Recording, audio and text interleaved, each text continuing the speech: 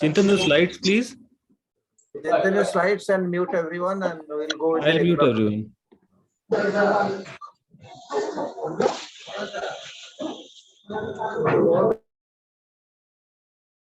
So I have muted everyone. Only the panelists will be able to unmute themselves. The meeting will be recorded and available on our Facebook platform. And now let me welcome you to this 95th edition. So the blame games in couples therapy and how to do the remedial measures. A very important, very common topic and useful for you all who are joining in addition to your patients. So welcome all of you. Over to Tufan Pati sir. Next slide, please. Thank you, Dr. Alim. Over Thanks, to Tufan Shiva. Pati sir. Sir, over to you. So my slides can be removed. I am introduced, and now Dr. Amrit Pattadusi is our moderator, along with Dr. Alim Siddiqui, who has already spoken to you. Both of them are professor of psychiatry, and Dr. Siddiqui is the treasurer of Indian Psychiatric Society, and Dr. Amrit Pattadusi is a EC member of Indian Psychiatric Society. They are vibrant moderators of our Thursday Musing program for the very outset. Welcome, both of you. Now I have the pleasure to introduce our chairpersons, please. Next, please. Dr. Sonal Shukla Raipur, whom I know very closely. She is a consultant psychiatry in Monopachar, the institute established by Dr. P.N. Shukla, the veteran psychiatrist of Chhattisgarh, and postgraduate Institute of Behavioral Medical Sciences. She is a fellow of Indian Psychiatric Society and member of American Psychiatric Association and Geriatric Psychiatry. Our areas of interest involve child and women mental health. Welcome, Dr. Sonal. And we have got with us Dr. Puneet Kathuria. Next slide, please. Dr. Puneet Kathuria from Ludhiana is a consultant psychiatrist of 15 years of private practice experience. His areas of interest are addiction psychiatry and child psychiatry. An organization activity, past president IAPP state branch, organized National Child Psychiatry CME from 2007 to 2020. 2017 to 2020. Welcome, Dr. Puneet Kathuria. With these introductions, I take pride in inviting both of the chairpersons and handing over the meeting forwards to both of them. Thank you so much, sir. I would actually take the pleasure of introducing the speaker for several reasons. One, I'm actually fascinated by Dr. Sona, not from now, but for many, many years, though I've never met her personally. मैं आपको पहले तो नमस्कार करना चाहूंगा. Welcome. She's a consultant psychiatrist at Columbus Hospital, who completed her MD from the Sarojini Naidu Medical College, Agra in '97. Learning the Davenlou's intensive short-term dynamic therapy since 2014, was invited by Dr. Davenlou to attend his annual conference in Montreal on the metapsychology of the unconscious. She is the teacher and supervisor for the ISTDP, the Intensive Short-Term Dynamic Therapy Institute, Washington. She's been conducting certified 3-year ISTDP training courses in India. She's published articles on psychotherapy in the Journal of Psychosexual Health, member of the International Experiential Dynamic Therapy Association, fellow of the Indian Psychiatric Society, and chairperson of the Psychotherapy Subcommittee for 2022-23. And she is a very charming lady. I think she practices, ma'am, you practice in Begumpet, if I'm correct, Begumpet, Hyderabad. With her, I think the name is Talk to Me Clinic. Yeah, something like that, I believe. Talk Time. Talk Time. So, welcome, ma'am. I welcome you to actually share your experience, because you know the couples therapy, the blame game, the bonding is part of our, you know, almost all our patients. If we actually sit down and talk to our patients, in my experience, I can actually vouch that, you know, more than half of them would have some kind of issue in terms of their couples, in terms of their marital life, in terms of their living partners, that we all need to address. So I think it is very, very important for all of us to understand that talking to our clients, not only dispensing medication, but talking to them, we'll be able to uncover these, kind of issues that we all must actually look into. So I welcome you, ma'am, to deliver your talk. But before that, Dr. Sonal Shukla actually would like to chip in with her, thoughts on the topic.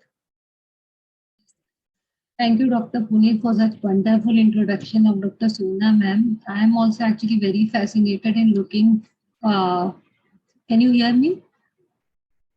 Hello? Yeah, you are audible. Yes, yes, yes. So I am also very fascinated and looking forward for this today's topic. And yeah, today, Madam will be discussing regarding this, the blame game in the couple therapy and restructuring the bond.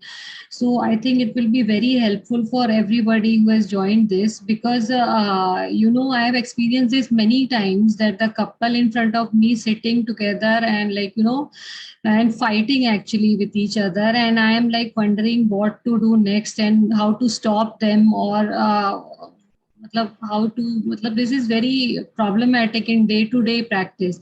So I think I welcome Dr. Sona ma'am to kindly enlighten us on this topic. Thank you, Dr. Sonal. Thank you, Dr. Puneet, for a lovely introduction. I'm humbled. Thank you so much. Thank you, Dr. Alim and Dr. Batu Joshi, Dr. Topan Pati, for letting me share this, topic with everybody. And Mr.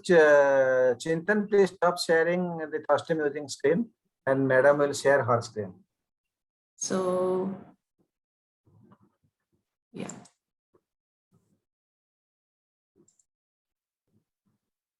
So, like Dr. Puneet said, we are often facing couples, and we are also part of that blame game that goes on. It's not that, nobody's perfect. We all have to face this. We keep doing that unconsciously. We don't want to, but it just happens. It's a pattern that we get stuck in. And then often it becomes so pervasive that it ends up by increasing the conflict. So this topic is just so that I can just share some of my experiences. I've been working in couples area for many, many years, and I've just tried different ways and try to understand. And this is not like the perfect way. It's just the way I practice, and I use some psychodynamic principles. So I just thought I would share that and see if we can pick up something together and how we could address it in a practice. So is there anybody here who's never had a conflict with their spouse? Please raise your hand, because I'll be the first one to send you my autograph book. So I guess we all have conflicts, without a doubt. Okay. So conflicts is a fundamental part of any relationship. We can't wish it away. So be it with our children, our parents, relatives, anybody. When there are two minds, two ideologies, two thought processes, two desires, there is going to be a conflict. So it's not a problem to have a conflict. In fact, conflict is considered very fundamental to any relationship for it to grow.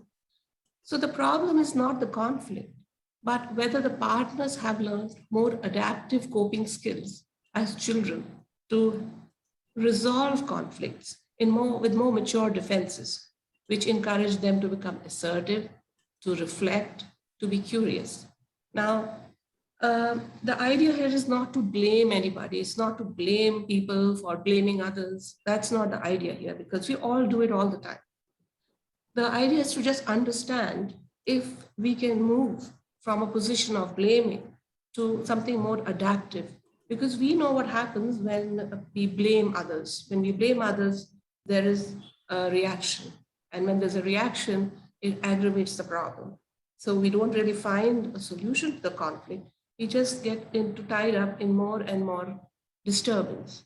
So when patients come to us and we're looking at blame, we first have to address the blame. And we're just going to look at some ways in which we can pick up when blame is happening.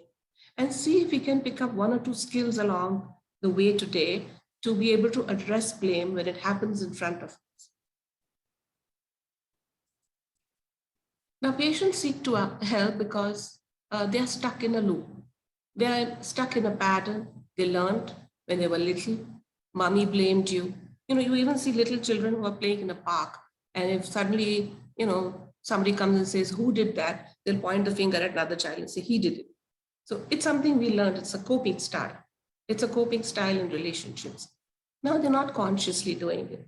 This is an unconscious process, but it is hurting the relationship. But when the couples come to us, sometimes they don't even realize that they're actually indulging in blame, and this is really leading to problems. So we're just going to find different ways in which we can intervene, and by which the couples become cognizant, okay, this is a blame pattern going on, and to restructure it. Now, what is blame? Like we looked at conflict, let's try and understand what is actually blame. Now, blame is just a form of projection. It's a defense we use when there's anxiety. And anxiety comes up when there's a conflict. And I'll come to the next slide to explain that.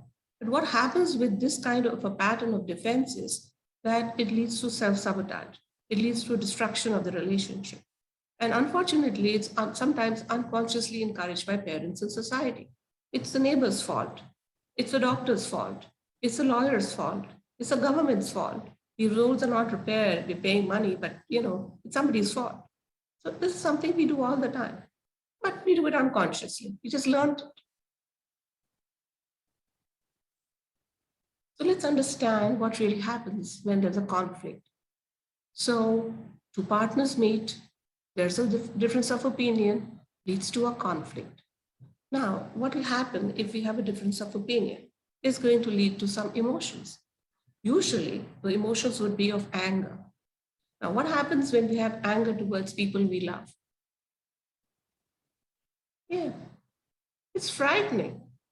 Oh God, this can break, this can rupture my relationship. If I actually show my anger to my dad, oh my God, I might be punished, or I might lose my father. I might lose the love of my father. If I show my anger towards my wife, she might yell back at me, or I may lose the love of my wife. So we kind of hold our difficult emotions inside, and instead we can become very anxious, or we may, avoid the conflict. So if we get anxious, what happens is a defense kicks in, adaptive mechanism to keep the anxiety in check. And these defenses then will decide how we will deal with the conflict. So for people who have learned more mature defenses, they will intellectualize, they will assert, they will talk about it, they will get to the bottom of the problem. But sometimes, especially when the conflict is really overtaking us, we may use less adaptive defenses like denial, projection. Oh, this is not a problem. This is really not a problem. You're talking too much about it. It's really not of any concern to me. Or you keep blaming, you keep doing these things, you keep doing these problems, creating these problems, and that's why we're having these arguments. You see that when we have patients coming in, and if something goes wrong, say they lose a loved one, the first thing that kicks in is denial. No, it shouldn't have happened. The patient was fine. Though they know the patient wasn't fine, it shouldn't have happened. The patient was fine. And then, who's responsible? Put the blame ahead. So these are a little bit of difficult defenses which may kick in. They're not doing it consciously. They don't come prepared that we'll go and fight, but it happens. And we're just trying to understand how we can now break the cycle for the couple so that they can become more assertive, they can be more communicative without blaming each other. And now we also know that if the blame goes on, it's going to aggravate the conflict, lead to more emotions, lead to more anxiety, lead to more blame. So often when the couples come to us, they're stuck in this loop. A lot of anger, a lot of fighting, a lot of anxiety, a lot of blaming. Okay. Now, what is blame? It's a projection. When we project our unwanted thoughts, which we can't bear, or feelings, or motives we project them onto other people. So if we want something and we can't bear the thought of wanting something, we'll project he wants it. And I'm going to give some examples so that we can kind of understand what this means. So let's take this example. Person says, I feel so frustrated that my husband does not care. We both wanted a new fridge and were discussing for some days. I wanted a particular model and size because it is suitable for keeping more vegetables. He wanted something smaller. We argued, and finally, I gave up and told him to do what he wants. He immediately went and got the fridge suitable for him. So, what does this patient see? She sees that her husband decided, he chose. What doesn't she see? She doesn't see that she had a choice. She had a choice to stick on with her choice or to give up her choice and go with her husband's choice. But she gives up on her choice easily and then blames the husband for doing what he wants to do. So here, she gives up on her choice and unconsciously, possibly it's not a conscious choice, and then she's not able to bear the loss of her choice and accept that now the husband's choice will prevail. So another example, I'm very angry nowadays at my husband. He's a nice person, but I feel I was cheated by my parents to marry a person they approve. They showed me a few proposals to choose from. I chose him because they were after me to get married at that time. Now I feel angry at my mother also for not giving me time. What does this patient see? Let's take a look. Her parents asked her to choose. This is what she's seeing. My parents asked me to choose. What does she not see? That when she chose to not listen to her wish for more time to select a suitable partner, she cheated herself out of an opportunity to find a partner she wanted. So she could stick to her choice, stick to her desire, stick to her want, but she gave that up and now she blames her parents for choosing for her. So this is kind of, propagates blame. Then relationships get ruined because the blame is constantly going on in the family. She's constantly blaming her mother. It ruins the relationship and it just makes her more depressed and lonely. So now we realize that one of the ways in which we can address blame is to point out the agency, identifying an agency to undo the projection. Patient says, my wife told the other day that she wanted to go shopping. I don't like to go shopping on a Sunday because it's my day off and it's my time to get my rest before I go back to work on Monday. But she kept asking me and trying to set a time. So finally I gave up and said, I'll take her to the mall at 2. I just feel that my wife makes me do things I don't want to do. Okay, so how do we intervene here? But who made the choice not to stay at home? So you made yourself do what you didn't want to do. That way he can see his role. Now this is not as easy, it's a bit complex because we'll see why he doesn't do what he wants to do. But we also know that sometimes people don't want to go into a conflict. They don't want a conflict. If I do what my wife wants, I won't have a conflict. But I keep blaming her, and that as it is leads to a conflict. So either way, the conflict is unavoidable, as we already learned that we can't avoid conflicts. It's just that this is a more primitive way of dealing with the conflict. Patient says, like this morning, I was on my way to come here, and she said there was something she wanted to talk about. I was on time, but once again, she delayed me, talking to me for 20 minutes, and that makes me irritated with her. She delayed you, but who made the choice to stay with her? So you delayed yourself. Again, pointing out the agency, that it was his choice to keep talking to his wife. And when he kept talking, it made him get late. And then now he's irritated at his wife. Now, why do people sometimes choose not to do what they want to do? Because they're afraid of conflicts.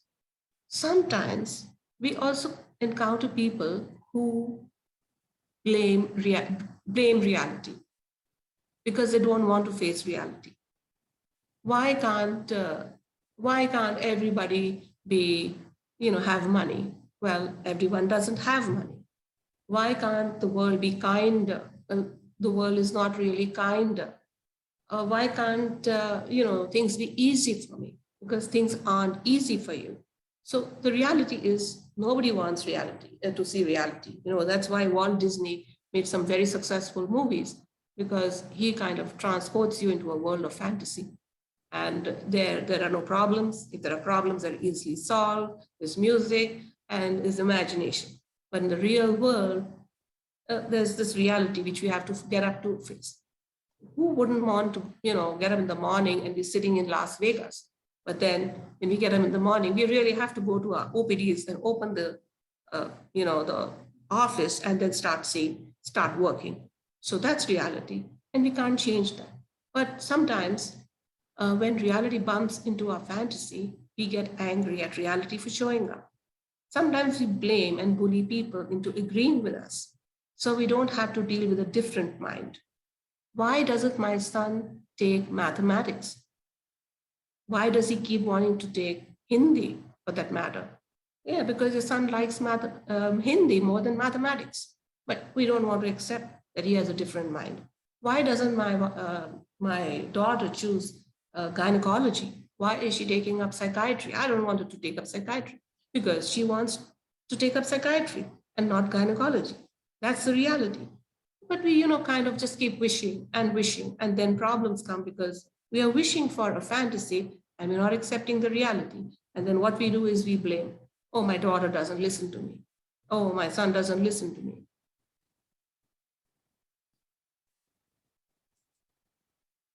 So why does that happen? Because sometimes we believe others should want what we want. If I want blue, you should like blue too. If I want to go to Tirupati, you should want to go to Tirupati too. If I want to go to Kerala, you should want that too.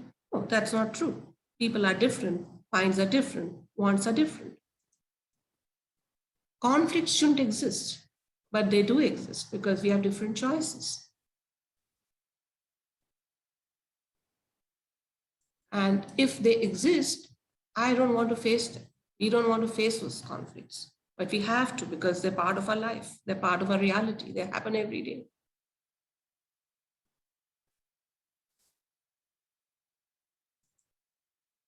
So let's look at some of the statements which can come up when people find it hard to face reality and end up blaming other people for that.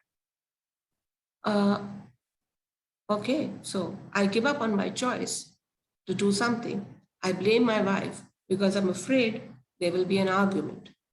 Okay, are you willing to accept that? Are you willing to accept that there will be arguments in your marriage? I'm just afraid she will get angry with me. Are you willing to accept that people do get angry when they don't get what they want? I'm just afraid he won't like hearing that. Are you willing to accept that? So, acceptance of reality. I'm just afraid there will be a conflict. Are you willing to accept that there will be a conflict? But this will lead to a lot of tension. Yes, sometimes there are tensions. Are you willing to accept that? I know if I ask her, she will not take it well. Yes, she will not take it well, but are you willing to accept it?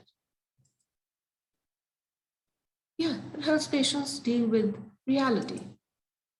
Now, what happens when couples come to us? So what I've done is that the first few slides were meant to just introduce the concept of blame and what is going into blame.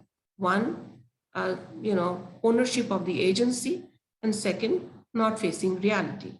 Now, I have got a case vignette which I'll come to a little later, and then I just hope that we'll open the chat and see if we can all kind of figure out what part of the blame is getting played out in that case vignette.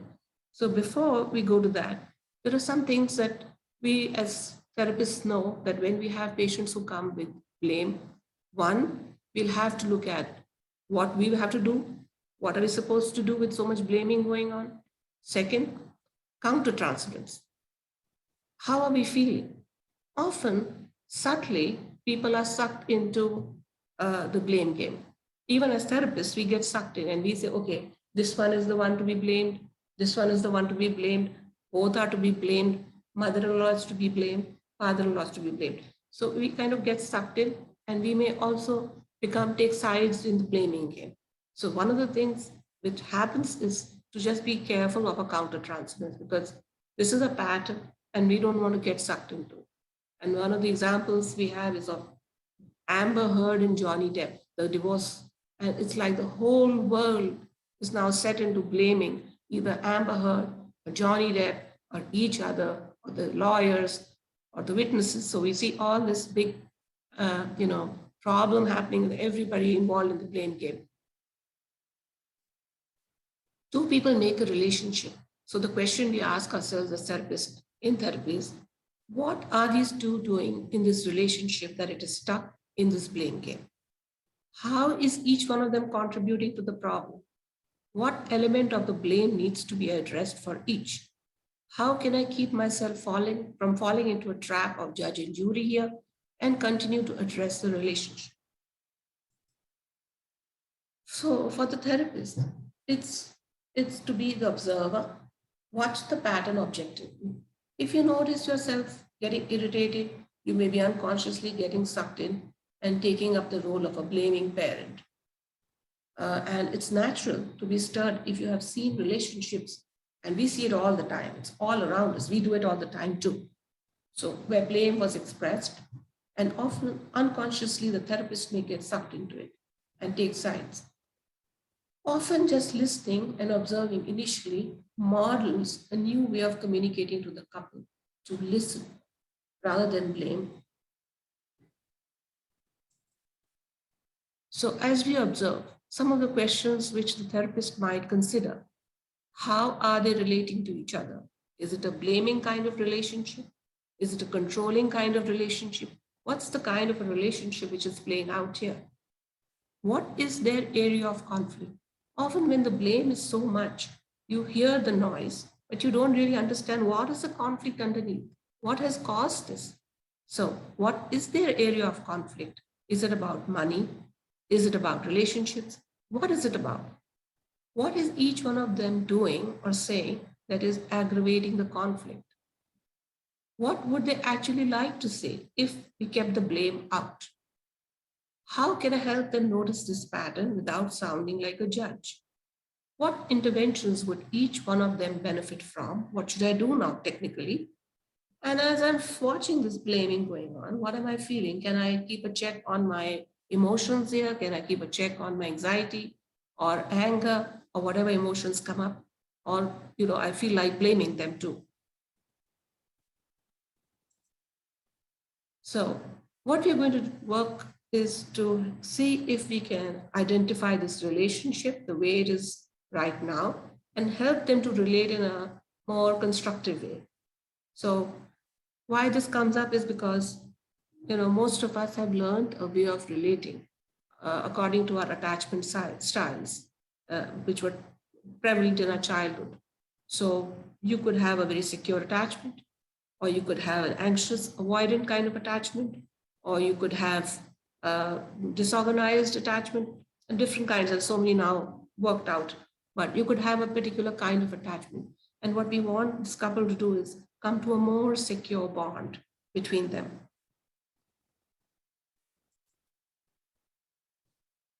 So now this is a case vignette, and this is a couple which saw me some time back. And this is something I've opened. And of course, what I would love is if there was some interaction and, I might ask some questions, and if you can figure out the answer, it will just kind of reinforce what we just learned in the first part of the presentation. It will just help us just kind of practice this together. So anyone can volunteer, anyone can put in the chat. We just see if we can make some sense out of that. And like I said, there's no right or wrong way. this is the way I dealt with this couple, but I'm sure everybody has their own styles, everybody does their own way. It's just that this is something new, perhaps, for a lot of us. And when you read something new or see something new, it might generate some anxiety. But, we just, as we practice, we just get more confident in dealing with blame. So now both partners come for therapy and are currently living separately since 2 years. Each has expressed a desire to work on the problem and look and sound involved in the process. The wife expresses a language issue with the therapist. So the wife tells me that I'm not sure I can be confidently expressing my emotions in English, and she wants to speak in a native language, which I'm not confident using in therapy. So the moment she says that, the husband intervenes to state that it's not a problem. She will work it out. But I notice the wife is reluctant, but then she kind of agrees to continue after listening to her husband. Now, I marked the part in red. Husband intervenes to state that it is no problem, but the wife is reluctant but agrees to continue after listening to the husband. So now if we just take whatever we've gone through in the first part of the presentation, if you go to the wife, does the wife want to go ahead freely, or is she reluctant? And if she's reluctant, is she agreeing because she wants to go ahead, or is because her husband is wanting her to go ahead? So is she going with what her husband wants, or is she going with what she wants? Anyone can answer. At this point, is the wife going with what she wants or what? Yeah, Dr. Parul, would you like to, you can open your speaker. Yeah. Yeah, it seems like she's agreeing with the husband reluctantly. It's like she doesn't really want to, but because her husband wants, and she is complying with what he's saying. Yeah, absolutely. Thank you. Yes. So now we know that if she goes with what her husband wants, what will she feel towards her husband? You can answer that, Dr. Parul, since you brought this up. You'd like to answer that. What will she be feeling towards her husband later? Or anybody if they want to come in with this. Okay, we've got some chats. Animosity, right? She will feel resentment, absolutely. She will feel resentment, animosity, anger, and then what could be the consequence of that if she's resentful? What might happen? Okay, I'll answer that. Or is there somebody? More fights, right? And the anxiety in the long term. Yeah, absolutely. That is controlling. And there could be blaming. You forced me. You made me do that. We just saw that if her wish is not on board, it's going to lead to annoyance or anger. And then there's a possibility that she may blame him. That's a hypothesis. We don't know. As of now, we have not really opened the dialogue with the couple, but we're just seeing this pattern. Now, the husband intervenes and tells the wife it's not a problem. Is this husband able to see that his wife can see the reality that his wife has a different mind? That's the question. Can he see it or he can't see it? No, he can't. Great. Yeah, Dr. Neha said he can't see. Yeah. So yeah, he can't see that his wife has a different mind from his. So now if he can't see that his wife has a different mind and he keeps believing that her mind is like his mind, then is he facing the reality or he's denying the reality? Yeah, anybody. Is he facing, he's denying the reality. Great. Yeah, he can't see, he's denying the reality, right? And if he denies the reality, what might happen? Yeah, if he denies the reality, will this lead to a relationship of equals, or it will be like a one-sided relationship? Yeah, he'll not be able to see her point of view, one side, right? Exactly. Exactly. So now we've got a dynamic right in the beginning of the session. Okay, husband intervenes, he tells his wife, you go with what I want, wife reluctantly agrees. And so let's see how I intervened here. Okay. The husband not involving his wife in decision making about continuing therapy sessions, and wife is not asserting her wish to choose differently. That's the problem that we can see right now. Now, I acknowledge the effort made by the husband to find a therapist. He made the effort of really coming to a therapist, but it's just the bad luck that, I didn't know the native language. And, then they had to make a choice whether to continue or not. The therapist I invite the wife to take her time to make a decision. Because, I tell her this is a therapy, and obviously you'd like to emote. And if you're not comfortable emoting in a different language, it makes perfect sense that you should choose somebody else. But she decides that she wants to continue, try the session and see if it's working for her. She takes some time, but then she decides to go ahead. Now, whose responsibility is it? Who decided for herself? The wife. So this way we invite the wife to take responsibility for her actions, modeling to the wife to appreciate the effort of the husband, but also to the husband to acknowledge the desire of his wife. So this way we kind of bringing in a new concept to them, that to relate in a different way, to be attentive to the wife's wishes. Now, usually I begin with asking one of the partners, what's the problem you would like us to address today? The wife says, he does not involve me in any decisions. All important decisions like finance, he decides. He does not listen to me and keeps talking to brainwash me to agree to his point. Lo and behold, we just got the problem right in front of us, and now she's saying exactly the same thing. Of course, she's saying it in a blaming tone, and she doesn't see her agency in that, but this is what she brings to the forefront.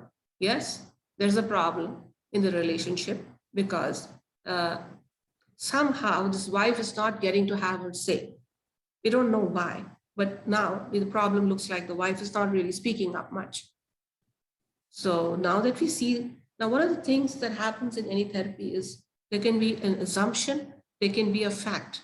We can't do therapy with assumption. We have to have facts. And all of us psychiatrists know that we really have to take history from a lot of people to really figure out that is this assumption, is this really a fact, to really make a diagnosis. So one of the things we'll just keep doing as we work with these patients is just to be sure that this is not an assumption, but we just saw what really happened. So in this case, at least it's clear that this is not an assumption. We actually saw it happening. Therapist says, so how does it bother you? Wife says, I feel left out. As a result, we had a big fight and I left him for 2 years. Now, this shows us that this problem is so intense that the wife actually left him for 2 years. She's so angry.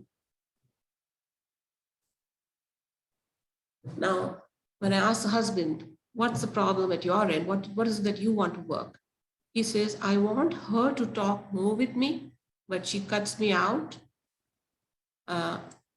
from talking and says she's busy with other work. Now, this is two different things. Wife says, he never asked me. Husband says, she doesn't talk to me. So now when we get again two different statements, we're just wondering, is it assumption, is it fact? Because if there are two different pages, we can't work on this problem. We have to work on a problem and both the parties are on the same page. Okay, we agree on this. So to get an agreement, I asked the wife, is it true? Wife says, I don't know what I'm supposed to talk. This is new. So she wants to talk, she wants to be heard, but then she comes up with a statement, I don't know what I'm supposed to talk. Now, how many of you believe that a lot of women, a lot of men also, grew up in families where they were not asked, they were just told. They were just told what they're supposed to do. The women are just told, you're supposed to do this. You're supposed to go to school. You're supposed to do your homework. Don't waste your time talking. You're wasting time talking. So this is obviously showing us how she grew up. This is giving us a history that she grew up where she was just supposed to do work and not really talk. This was not really encouraged in her family. And that's why, though she wants to talk, she wants to be heard, but there's a problem because there's always this thing, I'm not supposed to talk. So there is a problem in her as well, in the conflict in her as well. One is, I want to, but I'm not supposed to. So this is another issue which you see, okay, this is the way she's relating. And now what she requires would be encouragement to go with what she wants, encourage her way. So she says, I feel work is important. Again, we understand why, because you were supposed to keep doing things, but not really talking. Therapist, if for once your work is completed and you're sitting with your husband, what would you like to talk? Shifting her position from what I'm supposed to what would you like to talk? And wife smiles and says, I don't know. I don't know. Okay. We won't jump in. We just say, any guesses? Wife says, it never happened like this with me. So she's letting us know that nobody ever asked her what she wanted. And this is a huge shift for her. And then suddenly she comes up and says, I will say thank you for all the things you do for me. And she looks at her husband, but kind of shyly. If there are some psychodynamic therapists here, they would possibly, this would be a message from her to me also, that, okay, I thank you for what you did for me. I would read it like that too. So this tells me I'm going in the right direction with this part that she needs help with, encouraging her to speak up. Okay, so therapist says, can you actually say that to him? So the patient has told you her problem, that I'm not supposed to talk, but she wants to talk. She says what she wants to talk, but now she has to talk it out to her husband. So we ask her, would you like to say it to your husband? And she repeats it. And surprisingly, the husband says, oh, I'll do anything for you. So he meets her willingness to talk with a very positive response. And both are more comfortable and more tender feelings. And that it just shows us that they really haven't expressed their deeper feelings more comfortably. She's been busy with her work. She doesn't really express. He tries to talk to her, but then she kind of says, it's not supposed to be like this. I'm supposed to be busy with my work. And this kind of keeps a distance between them. So now they see a new way of relating to express what they want. So it seems for some reason love was not openly expressed in your families. Both agree that, yeah, we didn't talk of things like this. Would you agree that love expressed this way feels different? Both nod and smile. So if for once your work was completed, I'm sorry, this is yeah. So therapist says, I see you have loving feelings for each other. And now I'm wondering, what difficulty would you like to address so that this does not cloud your love and affection for each other? So can you give me a specific example of a conflict? Now let's see how they respond to that. Husband says, we had an issue about my lending money to my nephew. She wants to stop me from what I want to do. She always asks me what I do with money. She does not let me have relationships with my family. Now, did you get a sense that there's a clear problem, or this looks like a lot of blame? Anybody? Yeah. So I actually written that. So it's a kind of tone of blame going on. You know, this is not right. This is not right. So really, what is the issue? Something about money, but not really clear what happened between them. Therapist says, I'm not clear what is the issue. But it is important to ask your wife if this is also the conflict that she wants to discuss. Wife says yes, but the facts are different. He hides the fact that he gave our money to his sister's son. It's a lot of money. They have money. Why did he take us from us? Again, blame, blame, blame, and even blaming the family. So we see that there's this blame going on, and we're not really getting to the bottom of the conflict. What is the conflict? So the therapist question is, what is the relational pattern? Okay, a bit of blaming. What is the area of conflict? Seems to be about money. What is the specific example? Not really clear. So was this example clear, or it was vague? Was it a fact, or was it an assumption? Again, we're not clear, but looks like there was something about money which happened.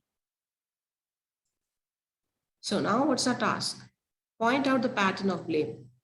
Invite them to reflect on the damage the blame causes.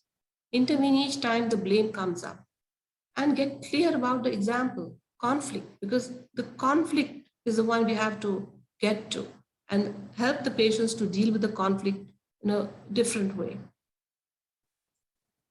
Therapist, did you notice that I asked for a clear example of a conflict, but instead we got a lot of blame going back and forth? Do you see that? Both say yes. This is exactly how it happens. What will happen if instead of looking at the problem together, blame keeps coming up? Husband says the problem will continue, both of us will keep fighting.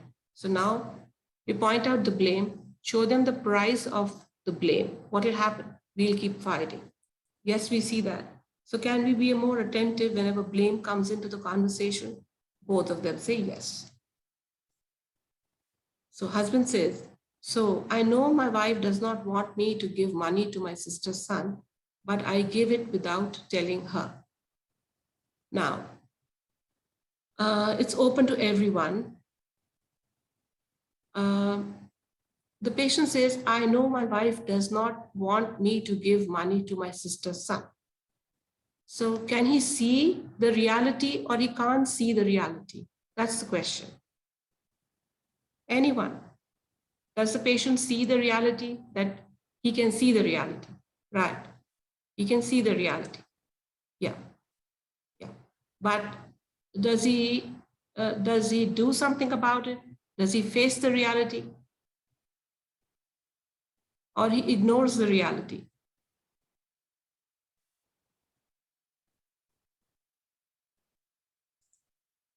Yeah, he ignores this. He's not doing anything to clear it. That's right. He ignores it. Wonderful. Okay. So when he ignores the reality that his wife does not want him to give money and gives it without telling her, will it solve the problem or it will aggravate the problem? Aggravate the problem. Yeah. Aggravate the problem. Yeah. Okay. So now we're seeing he sees the reality, but he ignores the reality and he does something which aggravates the problem. Now, does he see that he's doing it, or he can't see that he's doing this? Yeah.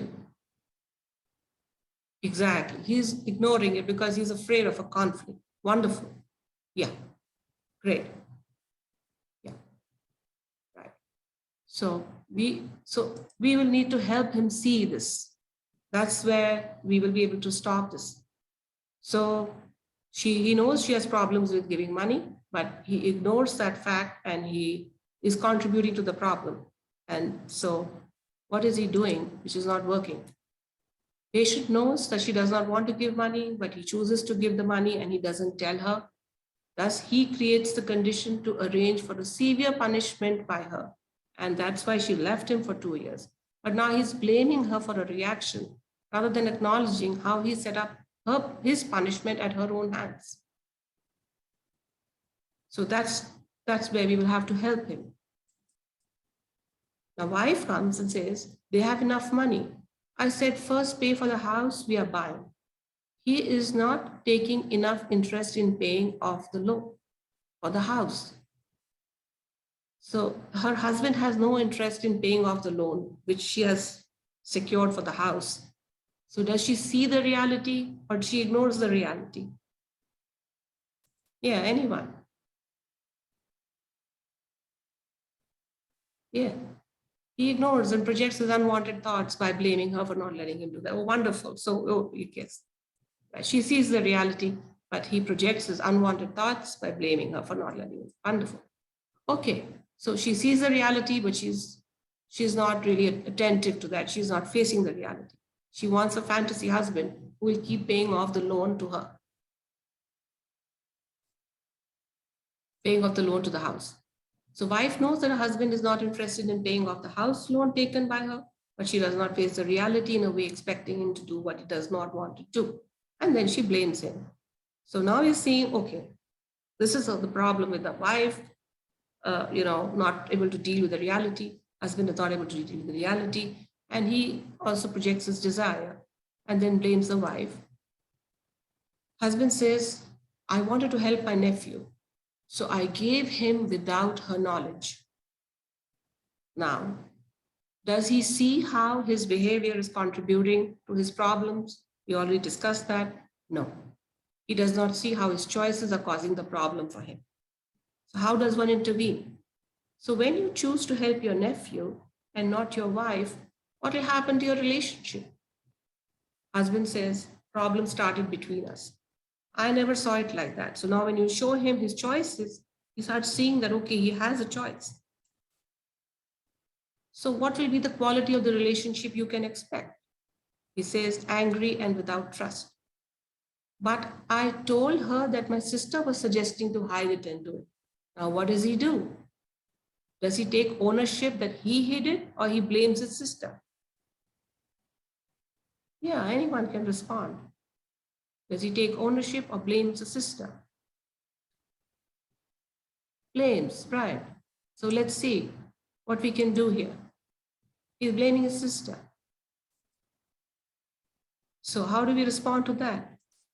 But who hid it? Pointing the agency. He says, me. I get it. I should have told her. Now is the problem. But if I tell her, she will fight. And now we come to the point. Can he face this reality? Let's go ahead. Sure. Are you willing to face this reality? Pointing reality. Husband says, but I don't want us to fight. Yeah, everybody, nobody. Who here wants to go home and have a fight? Who got married to have fights with their spouse? Anybody here? Anybody can raise their hand if they want to. Anybody who got married because they wanted to fight? Nobody. Yeah, we don't want to fight, but it happens. The reality is different from what you want. Husband, so what can I do? Therapist, what can you do to face this reality? So the question goes back to him. So he has to think, how will he solve his problem? Husband says, try to talk to her, but she won't listen. Now comes the crux. Why? Because we just saw that she's interested in listening and she's interested in talking because she thinks I'm brainwashing her. Now, part of the statement is true. It's a fact because he was not really listening to her. So, I'm sorry. So we just pause because some insights are coming up. How would you like a relationship with your wife? Would you like it where both of you talk and both of you listen, or where one of you talks and one of you listens? So he says, so now we're shifting from a blaming relationship to a more communicative relationship. Not the one this is not like, again, he's not doing it purposely. He just learned the relationship. In relationships, children have to be heard, children have to be seen, not heard. You don't have to back answer your father, you have to listen to him. So, we just grow up with some patterns and he just learned, it's unconscious, he's not doing it. He brought his wife, he really wants to get help, but he's not doing it. He's just not understanding why there's a problem in this way of relating. But now, when we ask him what kind of a relationship he wants, he gets clearer that he has a choice. He can abandon this pattern, choose another pattern. And now he says, first one. Now he's curious, but will it solve the problem? And we can't answer that. We can't answer our patients whether this way is better or that way is better. We can just offer them a different way, and then they have to try it, and then they have to see if it works for them or not. So we don't get into that, and we never tell them, yes, this is a better way. We just say, yeah, but we know that if this way goes on, the one that is going on, the problems are going to continue. Are you willing to try a new way? And now the husband says, yes. So here we kind of shifted this pattern of relating from a blaming to a more listening kind of relationship. Of course, this will need much more work. And, we haven't really talked to the wife and worked on the pattern. But this vignette was just so that we practice what we just learned in the first part of the presentation on addressing the agency and also helping patients face reality. And that's maybe I've come to the end of the presentation. I'd be happy to take any questions.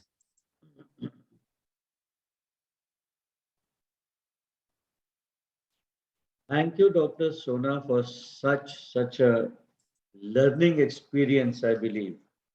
Right from introducing the problem to how to practically manage. And it was really great for you to cover issues even like counter transference, because yes, because of these relationship issues, we all will fall, have trapped in counter transference issues dealing with couples. So I probably would see a lot of questions coming up in the chat box. So I encourage everyone to, talk about their own experiences, the learning from the today's talk, and the discussions that we can have. One or two quick points that I saw in the chat box was that a lot of our, especially male colleagues, pointed to the patriarchy as the cause of, blaming and the wife getting submissive. And to your thoughts on somehow the entire female brigade was very active in your conversation, but apart from one or two of our male colleagues, they were not active. So any counter transference working there as well? They're just these two quick points: patriarchy and the participation patterns. Is that question to me? Yeah, just a discussion. We can start roll out the discussion then. Yeah. Patriarchy is a concept because I don't know why the ladies respond. I saw the men responding as well. It's brilliant answers from the men, but I guess women are a little more free with expression with women, maybe. Yep. I don't know. So the emotion expressed was that patriarchy leads to the lady not having a conflict. So what can we do about it? Is there anything in therapy that we can do about it? We really see that there is a problem both sides. Like we said, it's how they both are relating to each other. It's never one. It's something in the relationship. It's going back and forth. So it's never one. And that's why we are talking about the blame game. It's a blame game played by both unconsciously, get sucked into it. And like I said, even we can get sucked into it. So this is not really blaming anyone, but just watching and observing that, okay, what is it that these guys are kind of getting stuck with, which they're not able to break on their own. Both parties are having some kind of, a coping style, which is contributing to the problem.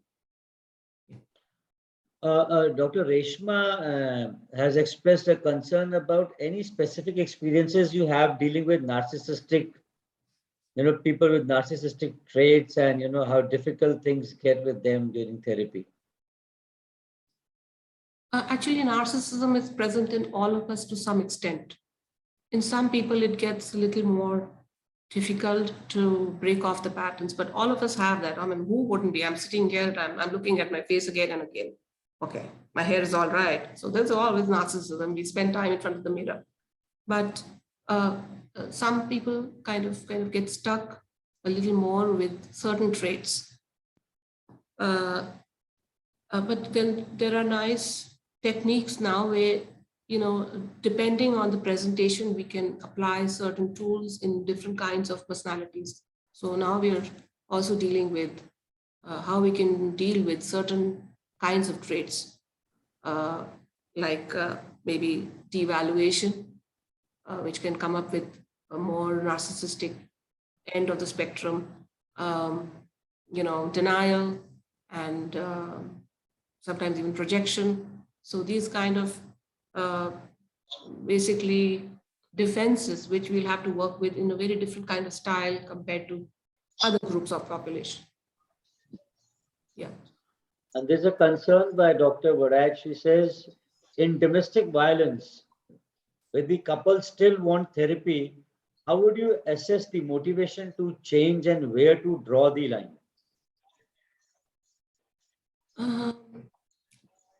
We'll have to make an assessment on a one-to-one basis. Like at the beginning of the session, we just saw the couple come in, and the first thing that I said, they looked involved, they look motivated, they want to work.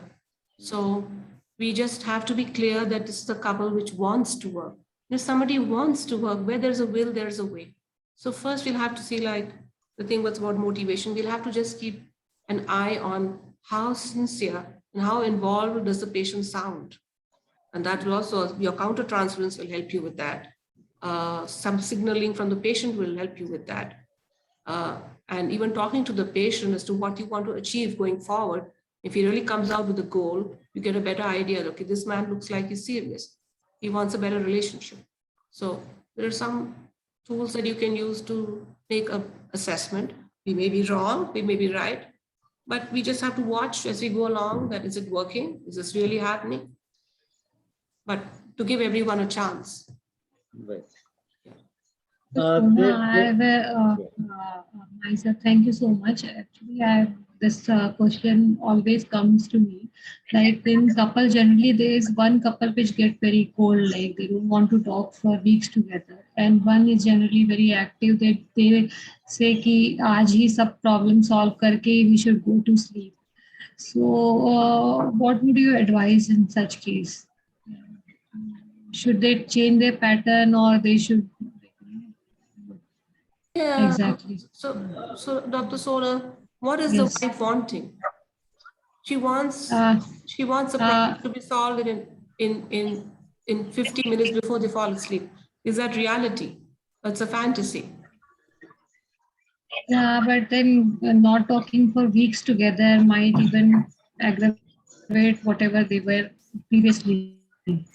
I'm sure. But my question is that when the wife asks her husband to resolve a problem before bedtime in 30 Yes. minutes, is she facing reality or she's facing a fantasy? No. She is fantasizing. Yeah, a problem that has been going on for years cannot be resolved in 30 minutes. So, Right. so what help will this lady require? Yeah. I think you probably will answer better. Yeah, would she require help with facing her reality? Yes. That's a real serious. Yes. And it will need some time. Yeah. Yes. Yeah, it's a serious problem. If they're not talking, one of them is not talking. It's a serious problem. Yeah, it can't be resolved on just like that in a few minutes. And if suppose husband usually say in this case, I'll try to live for like 6 months separately. So what we should answer, like?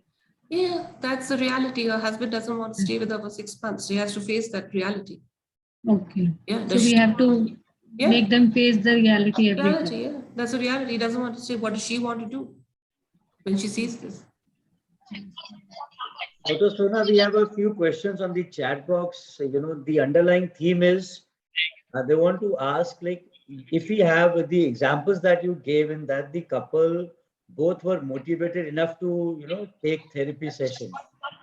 But what happens when, either one of them believes that the therapy is not required, or two, doesn't participate, or three, he says these are not blames, these are realities. So the query is, how do we motivate them or break the ice to bring them into therapy sessions? That's a lot of, I require a lot of answers for that. But yeah, just coming to that, I got this case because I thought it was working, honestly. But I can tell you that 9 out of 10 cases, it's like you're fishing around, figuring out where you should go. So this was helpful. So I got this. Yeah, if you have a case where the patient says that this is true, she is to blame, then we do what we call denial work. It's a little bit denial, like he doesn't want to see the reality. He's just denying the reality. She is the way I think she is, not the way she really is. So she is denying the reality, and we might have to do some again. All the presentations, we'll have to watch out for what is in the forefront. What pattern are they using? Is it denial? Is it projection? Is it regression? Is it weepiness? What are they doing? Where can they need their help? So it's a little tricky to be able to give the same intervention for all. We'll need different interventions for different groups of people, different kind of couples. Yeah. I don't know, that's a little bit, but maybe I'm just talking like an analyst, that it's really hard to pinpoint as to what will work for this one and what intervention will require. But yeah, if you see blame, we can use these two interventions that we've just looked at today. Then on the other extreme, somebody is asking that, while you start therapy and one of the partner goes into excessive self-blaming, taking up all the blame of the relationship. So what do we do then, or how do we handle that partner? Yeah. This again would be a different kind of a presentation where the patient is blaming herself, and obviously she will come with more depression. So, we might have to just help her look at in the relationship what she really feels towards her husband. She doesn't turn the blame back on her. What is she really feeling in the conflict towards her husband? Because blame, self-blame, is a way of protecting your partner from your anger. I don't want to be angry at you because I'm threatened I may lose you. So instead I blame myself. So I find fault with myself. I get depressed because I don't want to show up with anger. So sometimes self-blame is a defense against feeling angry towards people we love.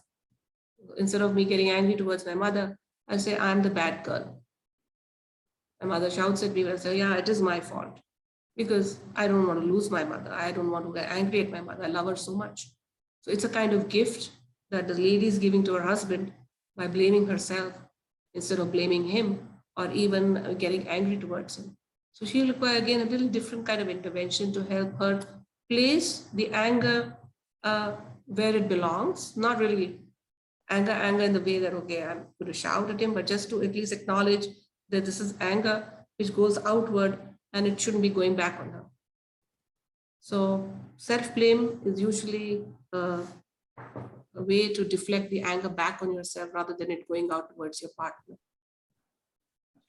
Yeah, ma'am, can I ask a silly question? No questions are silly. When Dalim asks, it becomes a silly question, madam. No questions are silly. Amrit, you should stop blaming me now. We are no couple.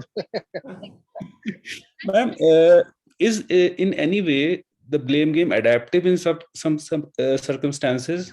I start from the opposite end. So any beneficial effects of blaming each other? That's a very interesting question. Yeah, we'll have to ask the couple, does it help you? Does it help you to blame each other? What does it do?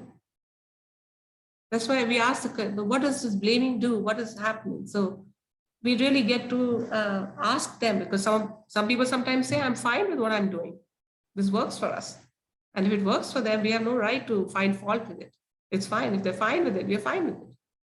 That's not really a problem that they want to address, or it's not really a problem for them. Fine. And it happens, the banter between friends happens. I blame you, you blame me, it happens.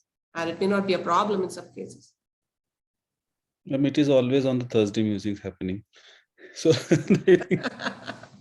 ma'am, another question. In my practice or when I talk to people,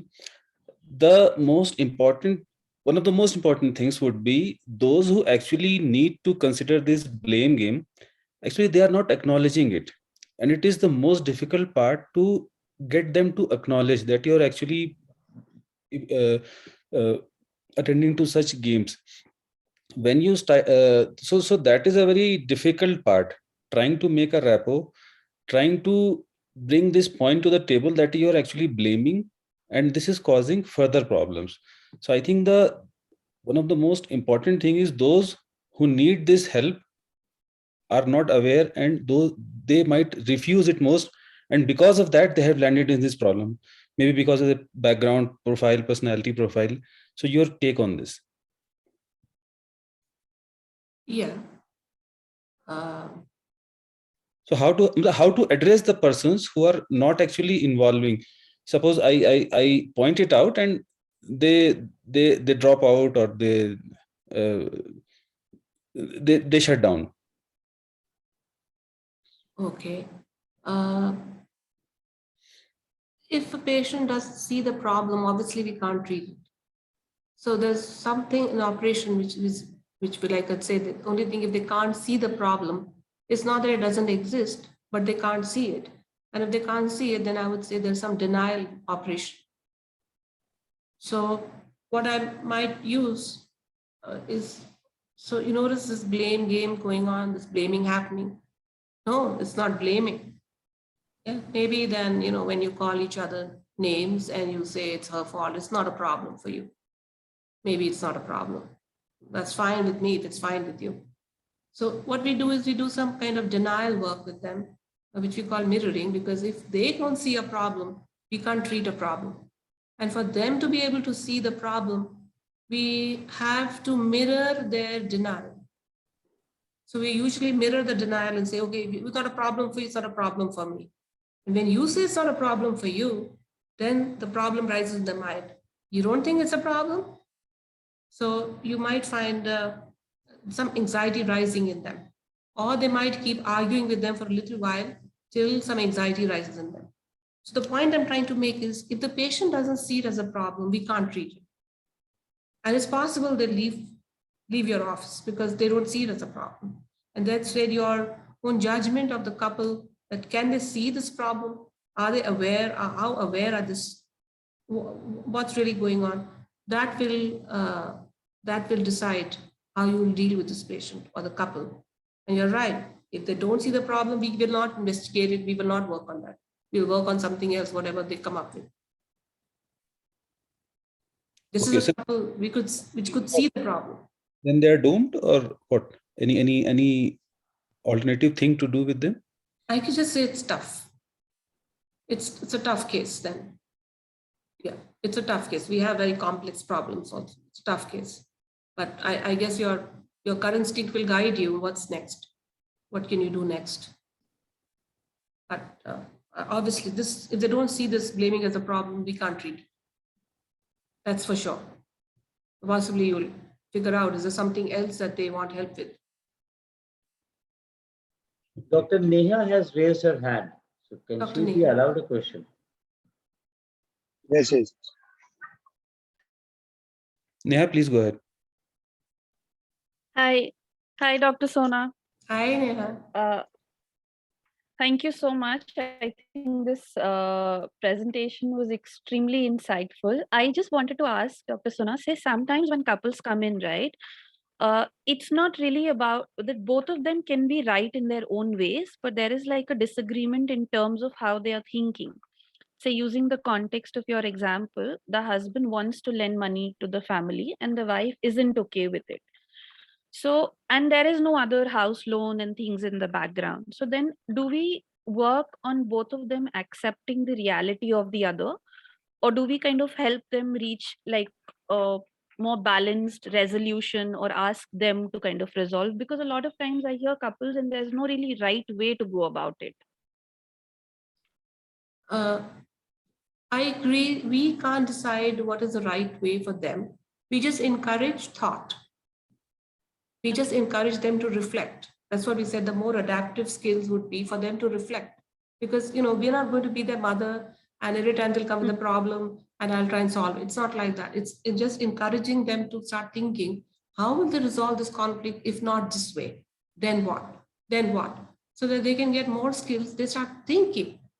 Every man is capable of thinking. We just have to encourage the thinking process so that they can use what will work for them and try it and see if it works. If it doesn't, they'll try something else.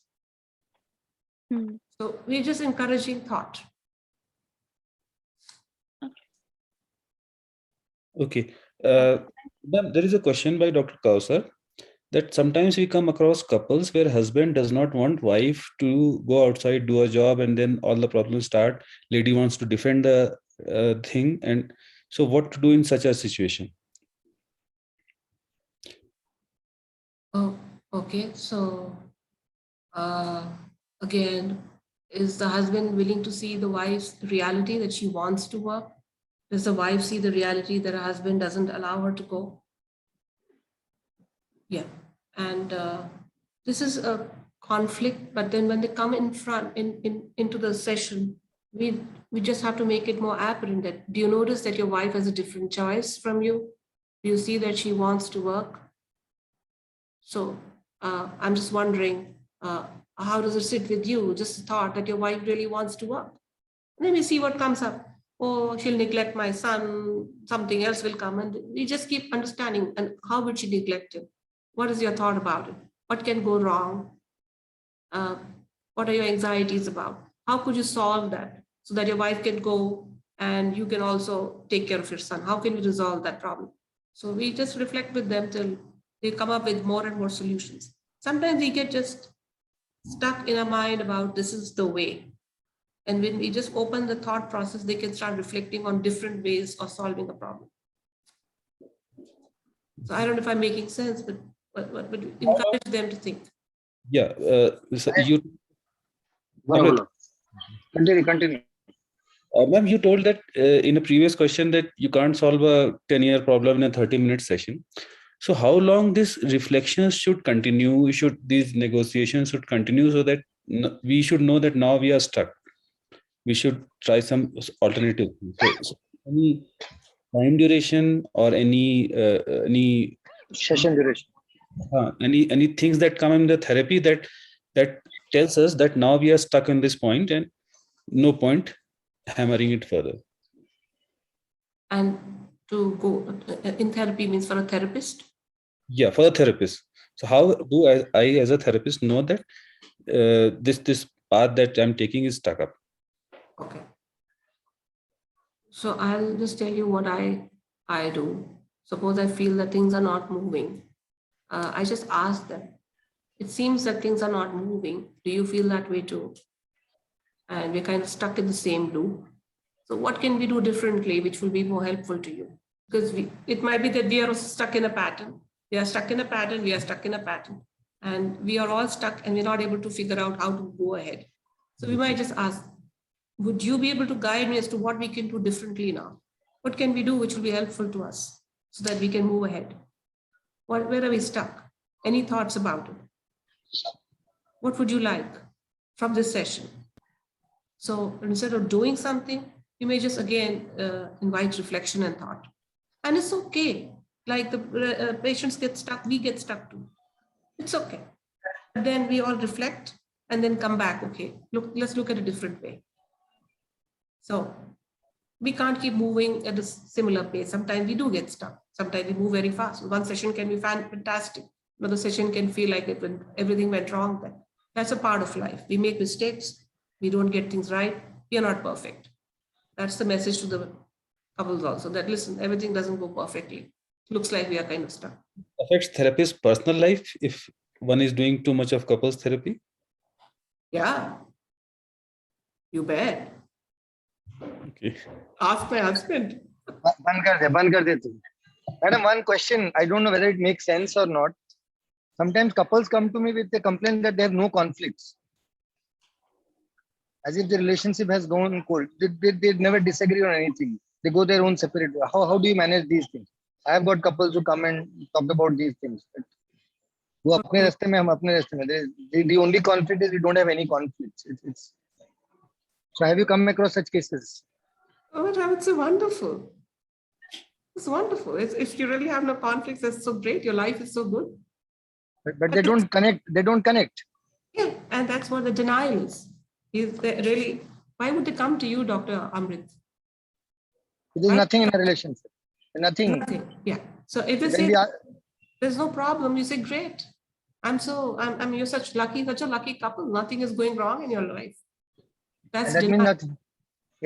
Yeah. Yeah, that's denial. So that means there's something to blame about. Yeah, again the blame game. They're just asking you to fish. Can you find a problem with us? But it's not your job to fish and find a problem. They're coming to you. It means that there is a problem, but they're denying it. It's like, the person who drinks comes and says, I don't have a problem. My wife has a problem. She has a problem with my drinking. I have no problem. So it's like that is denial. So they're coming to you and saying, I have no problem. But why would they come to you, Dr. Amrit, if they didn't have a problem? So you can remind them of reality. Well, you're still here with the therapist, and I'm just wondering, people without any problems are coming to a therapist. That's strange. That's kind of breaking their denial. Why would you come to a therapist if there is no problem? If they say no, still there's no problem, lucky people. Yeah, that's it. That's going to make them a little anxious. Oh, are we really lucky? Is everything perfect? Like a lady came and said, I have not had sex with my husband for 25 years. It's not a problem. I said, such a lucky lady. Yeah, they're so lucky. I mean, no problems, no sex, no problems. So, yeah, there's denial. There is a question. Alim, one more question which has come 2 to 3 times is about infidelity. Yeah, that I was. Partner. Yeah, go ahead. So how do you handle such cases where it is perceived infidelity or there is infidelity? How do they move on? Like somebody has done, I'm not concerned about somebody who's a habitual offender. If there is, it's a one-off thing. Somebody has done something and then they really, they want to get on with the relationship. So how do we go about managing such couples? So again, the reality is that there was infidelity. That's Yes. the reality. Now, Yes. sometimes partners come with blaming themselves, blaming each other, or then why did it happen to me? And then if the question is, why did it happen? It happened. And can you accept it? That it happened in your relationship? It shouldn't have happened in our relationship, but it happened in your relationship. Can you accept it? Can you accept that this went wrong? This is not a perfect relationship. This happened.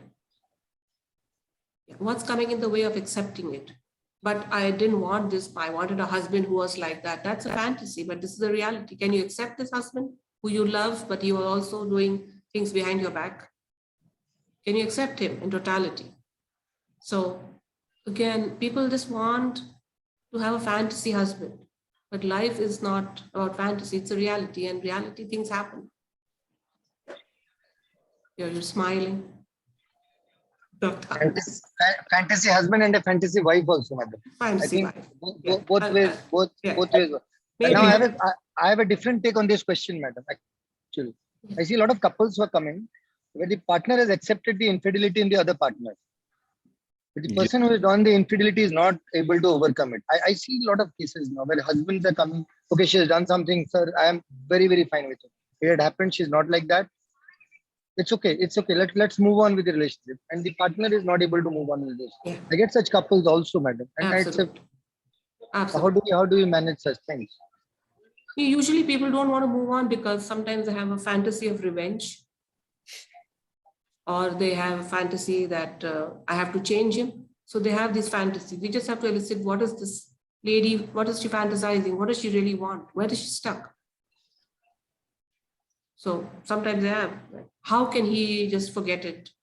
Or how can she just ignore it? I mean, how can he just have it both ways? How could he have it, how can I forgive him? So where are they stuck? And can they move on from there by, leaving behind that and moving on? Is it ready to move on, or they don't want to move on? The conflict is there. One part of them wants to move on. That's why they come to you. But also one part wants to hold on to the problem. So it's a little tricky again, but yeah, you're right. People can get stuck with, okay, this happened, and why did it happen? And it shouldn't have happened. And again, wanting reality to be different. So just helping them decide whether they're really ready to move on or not. I think we are overshooting time. If we have any other specific last question, we can accept that. We can go to Dr. We can end it. Some closure remarks by Dr. Sonal and then to the moderators. Then Dr. Tufan says Thank you so much, ma'am, for enlightening us. And one last thing which I would like to ask is how to deal with this blame shifters, like people who give, like, say, I would not have shouted if you were not angry that time. like they are shifter. They smartly they can shift the blame from themselves to you. So your take on that? The blame shifter will be a blame shifter. The problem is, are you believing him? The blame shifter is a blame shifter. That's okay. He's a blame shifter. He does that. Does that to everybody. But the problem is, are you believing him? Are you started becoming that person he thinks you are? Right. Or are you Right. able to keep your identity distinct? That I am who I am. If somebody calls me stupid on the road, doesn't mean I'm stupid. Yeah. So the problem will be to assess whether this person is identifying with what that man wants, projective identification. He's projected an image, and is she identifying with that image, or is she able to keep that distance separate? If she can keep it separate, it's healthy, and she will find her way out. If she can't, then she'll be stuck in the loop of blaming herself and feeling miserable. So you'll just have to help her see who she is from who the projection, what the projection is. You're trying to justify yourself. Thank you, ma'am. Thank you. Over to Thank you, over to ma'am. Dr. Thank you, sir. Over to Dr. Tufan, sir. Amrit, just one last point, please. Don't. One thing. Madam told something. If somebody calls you stupid, you are not stupid. Does not apply to you. Alim, continue. When I try to analyze these cases or any case in general, the metrics that I try to work upon, I need your comment on this. Two parties are involved. So instead of saying husband, wife, I tell them two spouses are there. So one spouse is from a background, from a social, cultural background, which includes patriarchy or matriarchy, whatever it is. Then we come to the person as such, whether sort of a leader or follower, or a sort of very aggressive, domineering person, or a submissive person, or a mixture of these traits. And the last portion would be the amount of ability to empathize. So if I try to work upon all these three things, many of the things are sorted out. So you comment on this, and any other thing that I should keep in mind, suppose, because I was trying to just compress the things in a very short sentence. Dr. Alim, I had a journey from the age of 28 when I started doing couples therapy. And I can tell you the couples used to thank me then, whatever I used to do, because I used to do it in my heart. The couples, in between, I had problems also. There are a lot of mistakes that I've made. I've slowly come to a different kind of style. Your patients will tell you if they are doing well. So whatever you're doing is working for you, just keep doing whatever's working. We're just here to see whatever, can we add something more to our practice? That's all. But I would not be a judge on your practice. I'm sure you've got all the tools. You know instinctively, you're all practitioners for many years. I'm sure you're just doing the right stuff. But we're just hoping that we share a little bit, like you said, compassion, consideration, we just share a little bit so that we can also use separate tools, different tools, which each one of us is practicing in our, and it's working. Because we want to keep eliminating what is. So I'm sure that whatever you're doing is working. And if it's working, why shouldn't you just keep doing it? Yeah. Thank you, ma'am. Tufan sir, over to you. Thank you, Alim. Thank you, Amrit. And thank you, Dr. Sunakaka, for your very nice, lucid sharing of your experience. And experience since you have been 28 is quite a great experience, and it can provide learning for everyone. But I shall raise very briefly 2 or 3 issues. Recently, I dealt with a case just a few weeks or less than that. A girl presented with severe depression. The reason was conflict among her parents. They did not come for counseling for resolution of conflicts. They stayed. But this girl had depression. So it is expected that in the couples who have marital conflict, their children can be victims of this conflict. And does it form a part of our therapeutic help for the patient couple? Because we cannot disintegrate the child from the family. That's my question number 1. You can briefly answer that. And my question number 2 is that often it is possible that this conflict between couples could be the result of the psychopathology of one of the members or both of the members. So in those cases, it is imperative that we address that psychopathology first. And it is great that they have come for this couple conflict treatment, because if you take the total society into consideration, very few people come. About 1 year ago, I was in a meeting which was dealing with of another faculty stream, the Rotary meeting. Someone told that in CRB every day 20 crimes are committed in India, which is related to bad family interaction. I cannot now, but I have the reports and CRB reports, but I don't have time to scroll through that. It's a very vast report. But if it is true, there can be many cases in our country who do not come for this therapeutic help, because neither they know of this nor we are available to them. So these things that the conflicts can be addressed at different level. What are your takes on these three aspects? The third one, I would say that Dr. Taufan Pati, Dr. Alim Siddiqui, and Dr. Atul Joshi, you started something very nice, which is like integrating learnings from different parts of the country, maybe from the world. So which is really opening up dialogue. And who would think I never thought I would sit and talk about couples therapy ever, openly and be talking about. So you've been opened a very nice chapter since the COVID, where we are all talking about these things, which are important. Of course, we are a little, behind other countries, some advanced countries, in terms of really offering a lot of different kinds of modalities, but we are getting there. We'll get there soon. Regarding the child, I always feel that, it's a good idea to involve the kid in 1 or 2 sessions independently, just to give them a little bit of venting about what they're going through. That's always helpful, not to neglect the children in the process. So I agree with you. Yes, this will be helpful as much as we can do to give them some relief without judging the parents. Yeah, that's one. I think I missed the second question though. I don't remember the second question. Second question about psychopathology of The partner. individual couples. Yes. But if it is there, whether they have to be addressed first also. It's always possible that one has severe psychopathology, and like I was talking to Dr. Sonal, the other one is dealing with projective identification. Like he believes that, I have to be in this relationship, there's something wrong with me. So this is possible. So I would believe that there is a problem both sides, but this one is quite like not able to see the problem as a problem. She thinks I'm also the problem. So if we help her to differentiate herself from what's coming her way, maybe she will get her identity. But when they come in together, there is some problem here we have to address as well.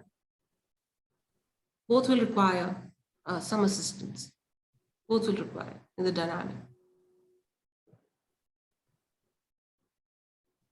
Thank you, Dr. Kakar. Thank you, Dr. so much for inviting me. Thank you, Dr. Sonal. Thank you so much. And a big round of applause. Over to Amrit. Thank you. So on behalf of IPS Odisha State Bank, I would like to first of all thank Sona Madam. We had talked about bringing her on a session. She talked about behavior addiction. I think that's a topic we can discuss later on, Madam. We would like to invite you. A lot of people have really appreciated the way you spoke, the way you involved everybody, and managed to exclude a little bit of Alim out of it. Alim always wants to be in it. So we are a little happy with that. Puneet sir, thank you so much. We have asked a lot of questions, tried to involve everything into these things. Sonal, thank you again. You asked very pertinent questions from your clinical practice. Thank you, Tufan sir. You leave the toughest questions till the end, so we always allow you to speak at the end only. Otherwise, the speakers will discuss. Thank you, Alim. He joined all the way from Ladakh, Leh, and that's really wonderful. Getting the internet. He's gone on a holiday with his family. Tomorrow he is going to Amir Khan school, right? Yeah. So tomorrow, who knows? The blame game will start after the session ends, because he all. So thank you, everybody. It was wonderful. We had more than 190, logins, 150 peak. So we will join next week again with another, brilliant session. So good night, everybody. I'm also joining from another place where I'm on a holiday. So good night, everybody. Announce to everyone who is here, and please communicate to others that we will be having our 100th episode on 7th of July.